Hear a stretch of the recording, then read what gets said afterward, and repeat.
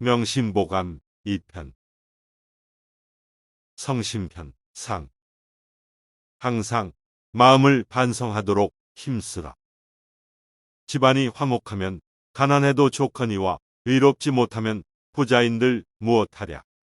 아버지가 근심하지 않는 것은 아들이 효성스럽기 때문이고 남편이 번뇌가 없는 것은 아내가 어질기 때문이다. 영화가 가벼우면 욕됨도 얕고 이익이 무거우면 손해도 깊다. 미래의 일을 알고자 하거든 먼저 지난 일을 살펴보라. 사람을 의심하거든 쓰지 말고 사람을 썼거든 의심하지 말라. 호랑이를 그리되 가죽은 그리나 뼈는 그리기 어렵고 사람을 알되 얼굴은 알지만 마음은 알지 못한다. 어진 사람이 재물이 많으면 그 뜻을 손상하고 어리석은 사람이 재물이 많으면 그 허물을 더한다. 황금 천냥이 귀한 것이 아니고 사람에게서 좋은 말 한마디 듣는 것이 천금보다 낫다. 성심편 항상 행동을 반성하도록 힘쓰라. 위태로움을 알고 험함을 알면 마침내 법망에 걸리는 일이 없다. 몸에 누더기를 입었어도 항상 배 짜는 여자의 노고를 생각하고 하루에 새끼밥을 먹더라도 매양 농부의 괴로움을 생각하라. 물이 너무 맑으면 물고기가 없고 사람이 너무 살피면 친구가 없다. 자기 집 두레박 줄이 짧은 것은 한탄하지 아니하고 다만 남의 집 우물이 깊은 것만 원망한다. 나무는 먹줄을 따르면 고다지고 사람은 간함을 받아들이면 거룩해진다. 가닥 없이 천금을 얻으면 큰 복이 있는 것이 아니라 반드시 큰 재앙이 있다. 먼데 있는 물은 가까운 불을 구하지 못하고 먼데 있는 친척은 가까운 이웃만 못하다. 입교편 욕심을 버리고 도덕과 질서를 준수하라. 입신함에 의로움이 있으니 효도가 그 근본이 된다. 글을 읽음은 집안을 일으키는 근본이요 부지런하고 절약함은 집안을 다스리는 근본이다. 일생의 계획은 어릴 때에 있고 1년의 계획은 봄철에 있고 하루의 계획은 새벽에 있다. 충신은 두 임금을 섬기지 않고 열녀는 두 남편을 고치지 않는다. 벼슬을 다스리면은 공평함만한 것이 없고 재물에 임함에는 청렴함만한 것이 없다. 모든 말을 반드시 성실하고 신의가 있게 하며 모든 행동을 반드시 독실하고 공경스럽게 하라. 다른 사람과 함께 있을 때 자신의 편리만을 택하지 말아야 하고 다른 사람의 부유하고 귀함을 부러워하거나 헐뜯지 말아야 한다. 취정편 관리가 정치와 행정을 다스리는 길. 처음에 관직에 임명된 선비라도 진실로 물자를 사랑하는 마음이 있으면 사람들에게 반드시 구제하는 바가 있다. 아래에 있는 백성들을 학대하기는 쉽지만 위에 있는 푸른 하늘은 속이기 어렵다. 관리가 된 사람이 지켜야 할 법이 오직 세 가지가 있으니 청렴함과 신중함과 근면함이다. 이 세 가지를 알면 어떻게 처신해야 하는지를 알 수 있게 된다. 임금 섬기기를 부모 섬기듯 하며 상관 섬기기를 형 섬기듯 하며 동료 대하기를 집안 식구 대하듯 하며 백성 사랑하기를 내 처자같이 하라. 백성들로 하여금 각각 그들의 뜻을 펼 수 있게 해야 한다. 내 몸을 바르게 하고 남을 바르게 해야 한다. 치가편 집안을 잘 다스려 나가는 길. 무릇 모든 손안의 사람들은 일에 크고 작음에 관계없이 자기 마음대로 해서는 안 되고 반드시 집안 어른께 여쭈어 보고 해야 한다. 손님의 대접은 불가불 풍성해야 하고 집안의 살림은 불가불 검소하게 해야 한다. 어리석은 사람은 아내를 두려워하고 현명한 여인은 남편을 공경한다. 아들이 효성스러우면 부모가 즐겁고 집안이 화목하면 모든 일이 이루어진다. 때때로 불이 나는 것을 막고 밤마다 도둑이 드는 것을 방비해야 한다. 조석이 일고 늦음을 보고서 가히 그 사람의 집이 흥하고 쇠함을 점칠 수 있다. 혼인하는데 재물을 논하는 것은 오랑캐의 법도이다. 안이편. 부부와 부자와 형제, 이 세 가지가 인륜에 있어서 가장 중요하니 돈독하게 하지 않을 수 없다. 대저. 백성들이 있은 뒤에 부부가 생겼고, 부부가 있은 뒤에 부자가 생겼고, 부자가 있은 뒤에 형제가 생겼으니 한 집에서 가장 친함은 이 세 가지뿐이다. 형제는 손발과 같고 부부는 의복과 같으니 의복이 떨어졌을 때는 다시 새 옷을 얻으면 되지만 손발이 끊어진 곳에는 다시 잊기 어렵다. 부자라고 가까이 하지 않고 가난하다고 멀리하지 않는 것, 이것이 바로 인간의 대장부요. 부자면 나아가고 가난하면 물러나는 것, 이것이 바로 인간의 진정한 소인배다. 분수에 편안하면 욕됨이 없고 기틀을 알면 마음절로 한가롭다. 준례편. 예절을 준수하는 사람이 되라. 군자가 용맹만 있고서 예절이 없으면 반란을 일으키고 소인이 용맹만 있고서 예절이 없으면 도둑이 된다. 조정에서는 벼슬에 지위만한 것이 없고 마을에서는 나이만한 것이 없고 세상을 돕고 백성을 잘 살 수 있게 하면은 덕만한 것이 없다. 문 밖에 나갈 때에는 큰 손님을 대하는 것 같이 하고 밤에 들 때에는 사람이 있는 것 같이 해야 한다. 만일 남이 나를 중히 여기기를 바란다면 내가 먼저 남을 중히 여김보다 좋은 방법은 없다.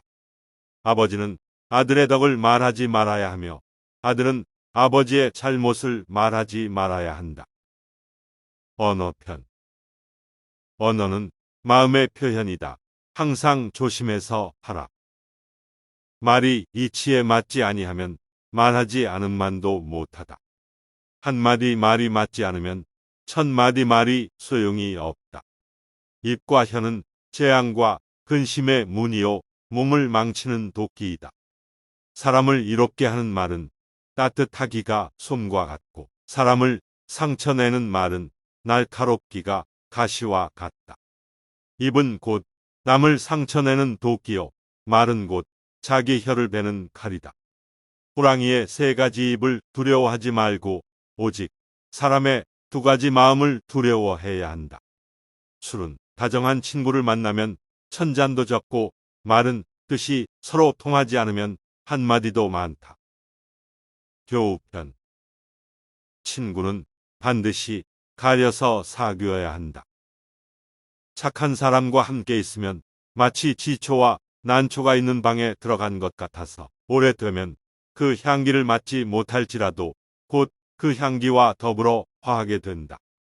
서로 얼굴을 아는 사람은 세상에 많겠지만 마음을 아는 사람이 능히 몇 사람이나 될고 술과 음식을 먹을 때 형제는 1000명이나 있으되 급하고 어려운 때 도와주는 친구는 한 사람도 없다.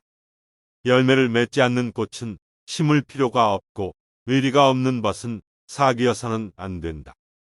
군자의 사귐은 맑기가 물과 같고 소인의 사귐은 달기가 단술과 같다. 길이 멀어야 말의 힘을 알 수 있고 날이 오래야 사람의 마음을 알 수 있다. 부행편. 어진 아내가 되는 길. 여자에게는 네 가지 덕의 아름다움이 있으니 첫째는 부덕이요, 둘째는 부용이요, 셋째는 부원이요, 넷째는 부공이다. 이 네 가지 덕은 부인으로서 하나도 빠뜨려서는 안 된다. 아내의 예절은 말이 반드시 가늘어야 한다. 어진 아내는 남편으로 하여금 귀하게 되게 하고 악한 아내는 남편으로 하여금 천하게 되게 한다.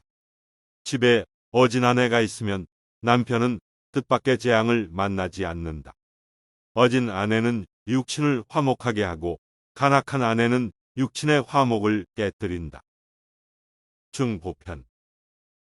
착한 마음을 가꾸어 나가라.